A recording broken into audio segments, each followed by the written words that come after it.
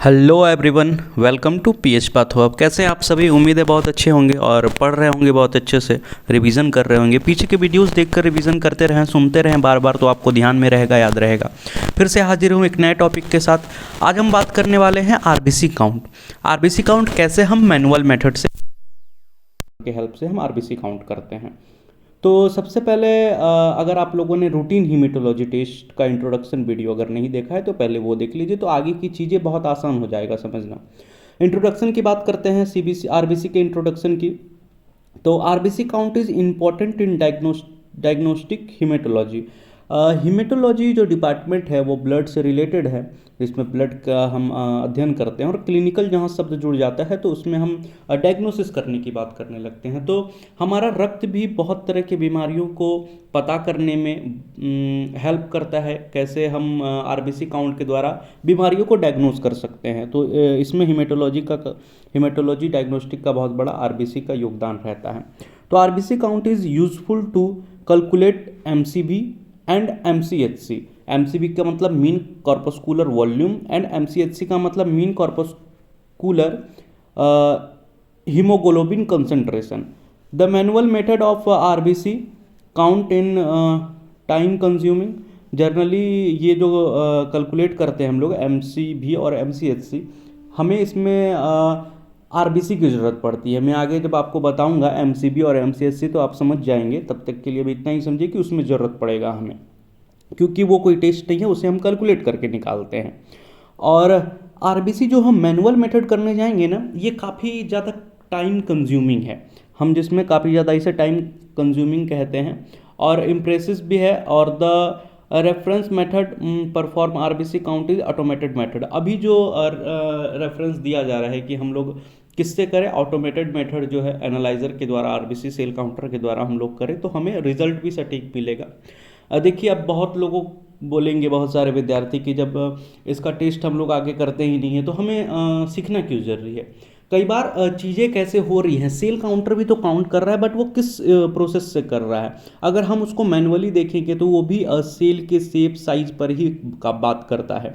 और हम जो माइक्रोस्कोप में देखते हैं तो हम उसके मॉर्फोलॉजी को ही देखते हैं। तो इसलिए हमें बेसिक चीज़ों की भी जानकारी होनी बहुत ज़्यादा ज़रूरी है। आइए आगे बढ़ते हैं। नेक्स्ट बात करते हैं क्लिनिकल सिग्निफिकेंस की। मैंने इससे पहले भी जब आरबीसी आपको पढ़ाया है एरिथ्रोसाइट्स पूरा, तो आप वीडियो देख लें, मैंने उसमें बताया था, लेकिन एक बार फिर से बता दे रहा हूँ। At birth the total RBC count where is from 6.5 million to 7.25 million per cubic mm. There is steady decline after a few hour and the end of 15 day to 1 month there is slow rise in normal adult level. देखिए, शुरू का जो birth होता है ना बच्चों का, उसमें आरबीसी लेवल काफ़ी हाई रहता है शुरू के 15 दिनों तक, और फिर वो धीरे धीरे डाउन होता जाता है। धीरे धीरे 1 मंथ में वो नॉर्मल लेवल की में आ जाता है। कितना ज़्यादा होता है तो 6.5 मिलियन से 7.25 मिलियन पर क्यूबिक mm तक हो सकता है। तो घबराने वाली बात नहीं है, जब बच्चों का टेस्ट हो तो उसमें जर्नली ज़्यादा दिखता है। और and increase in total erythrocyte observe in, और कौन से कंडीशन में देखा जाता है तो such as hemoconcentration due to burns. जब हम जल जाते हैं ना, आप देखते होंगे बर्न की स्थिति में जब जलने के केस आते हैं तो उसमें काफ़ी हाई दिखेगा। जब आपको डिहाइड्रेशन होगा तो उसमें भी हाई दिखेगा। डिक्रीज कब होता है? Decrease in erythrocyte count is observe in old age, pregnancy. Group of disease classify under anaemia.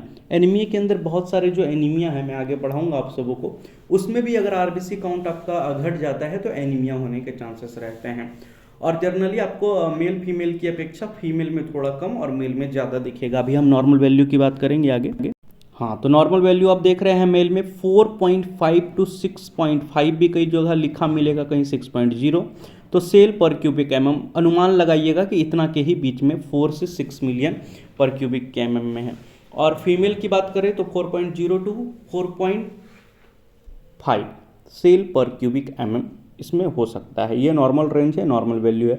All over India आपको कुछ कुछ वेरिएशन दिख सकते हैं, जैसे फीमेल में 5 तक कोई लिख देते हैं, कोई मेल में 6.5, 6 कभी कभी 7 भी लिख देते हैं।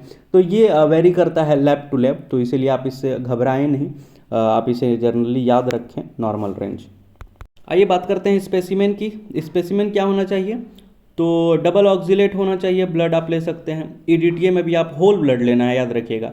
और कैपिलरी ब्लड भी आप ले सकते हैं। इसमें फास्टिंग की कोई आवश्यकता नहीं होती है, हमें इसमें फास्टिंग रखने की या फिर फास्टिंग करने की कोई खास ज़्यादा ज़रूरत नहीं है, आप इस तरह का ले सकते हैं। प्रिंसिपल की बात करते हैं तो blood specimen is diluted 1:200 with the RBC diluting fluid and the cell are counted under high power 40x। हम जो रेशियो बनाएंगे ना आरबीसी काउंट के लिए, तो डाइल्यूटिंग फ्लूइड लेंगे 1:200, हम लोग पीपेट में इसका रेशियो बना लेंगे। और माइक्रोस्कोप में हाई पावर में 40x में हम जूमिंग करके इसे देखने वाले हैं। By using a counting chamber, वही न्यूवर्स काउंटिंग चैम्बर में हम सभी इसे देखेंगे। Number of cell is undiluted blood are calculated and reported as the number of red cell per cubic mm whole blood। मतलब हमको अनडाइल्यूटेड ब्लड जो मतलब अप्रत्यक्ष रूप से ही ना उसमें ब्लड दिखते हैं, क्योंकि हमने उसे डाइल्यूट किया है, तो उससे हम लोग काउंट करेंगे और काउंट करने के बाद फिर हम क्यूबिक पर एम में रिजल्ट देंगे। क्या है रिक्वायरमेंट, क्या क्या होता है आपको अपने को? माइक्रोस्कोप ले लेना है, इम्प्रूव न्यूवर चैम्बर ले लीजिएगा, आरबीसी पीपेट ले लीजिएगा, आरबीसी डाइल्यूटिंग फ्लूइड ले लीजिएगा। अच्छा, फ्लूइड में कंपोजिशन होता है, फ्लूइड जो बनता है तो कैसे बनता है? तो पहले के जब होते थे, पहले जब इतनी सारी ऑटोमेशन नहीं था, तो पहले हमें खुद से लैब में बनाना पड़ता था। लेकिन आजकल आपको मार्केट में रेडी टू यूज आपको सॉल्यूशन मिल जाएंगे। तो पहले का मैं बात कर लेता हूँ, बस ये जानकारी के लिए मैंने लिखा नहीं है। सोडियम साइट्रेट जो है वो 3.0 ग्राम लिया जाता है। फॉर्मेलिन लिया जाता है इसमें 1.0 ml, और डिस्टिल वाटर 100 ml लेंगे, तो ये तीनों मिलाकर एक आरबीसी डाइल्यूटिंग फ्लूइड बन जाता है। अब एक क्वेश्चन मैं आप लोगों से कर रहा हूँ, आरबीसी डाइल्यूटिंग फ्लूइड को और एक नाम है, इसका और एक नाम हम लोग पूछा जाता है एग्जाम में, आप ये बताइए क्या है? आपने पढ़ा होगा, आप खोजिए, किताबें पढ़िए, समझ में आ जाएगा। तो आप ये मुझे बताइएगा, आंसर कीजिए कमेंट में। और बात कर रहे थे आरबीसी डाइल्यूटिंग फ्लूइड की, तो इसका जो सॉल्यूशन है ना, इसका सॉल्यूशन हम सभी कर सकते हैं 25 डिग्री सेल्सियस में, या फिर 5 डिग्री सेल्सियस तक हम इसको रख सकते हैं।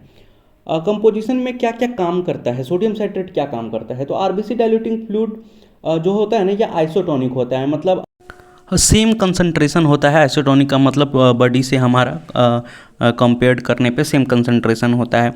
तो विथ ब्लड हेंस हीमोलाइज कर देता है, does not take place, haemolyse कर देता है, तो हमें फिर उसके बाद बाकी जो सेल है आरबीसी के अलावा वो नहीं दिखते हैं। नॉर्मल सलाइन भी हम लोग ऑल्सो यूज़ कर सकते हैं, लेकिन हम लोग नॉर्मल सलाइन इसलिए यूज़ नहीं करते हैं ना, क्योंकि ये ब्लड के सेल को जो है वो ज़्यादा रेडनेस तरीके से दिखाने लगता है, तो उसमें भी वो ओवरलैप हो जाता है, तो इसके कारण हम लोग उस रोलेक्स फॉर्मेशन होने लगता है। रोलेक्स फॉर्मेशन में ESR बताया था, तो आपको बताया था कि स्टेज होते हैं तो रोलेक्स फॉर्मेशन होने लगता है, तो वो स्थिति पैदा हो जाती है आपको नॉर्मल सलाइन के साथ। तो इसमें इसलिए हम लोग सोडियम साइट्रेट का ही यूज कर लेते हैं। और फिर हम आगे बात करेंगे, हम लोग बात करते हैं कि फॉर्मेलिन मैंने बताया 1.0 ml। फॉर्मेलिन क्या काम करता है ना, एक्ट एज ए प्रिजर्वेटिव की तरह वो काम करता है, प्रिजर्व करता है, जैसे कि उसमें ना बैक्टीरियल फंगल हमें ना दिखे या फिर वायरल फंगल ना दिखे, तो वो प्रिवेंशन का एक तरह का फॉर्मेलिन काम करता है। और सोडियम साइट्रेट जो मैंने पहले ही बताया, तो वो प्रिवेंट कोगुलेशन से भी हमें करता है, कोगुलेशन को ब्लड्स को क्लॉट नहीं होने देता है।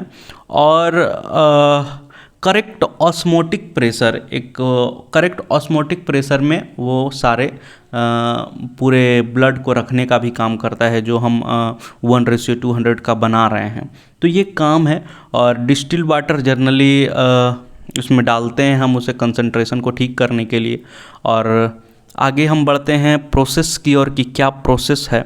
उम्मीद है आप लोगों को समझ में आ रहा है कि मैं क्या बोलने और समझाने की कोशिश कर रहा हूँ, क्योंकि मैं ज़्यादा लिख नहीं रहा हूँ, ताकि आप सिर्फ समझें, आप लिखने में ज़्यादा जोर ना डालकर आप चीज़ों को समझें तो हमें अच्छा होगा। आइए आगे बढ़ते हैं प्रोसीजर की ओर।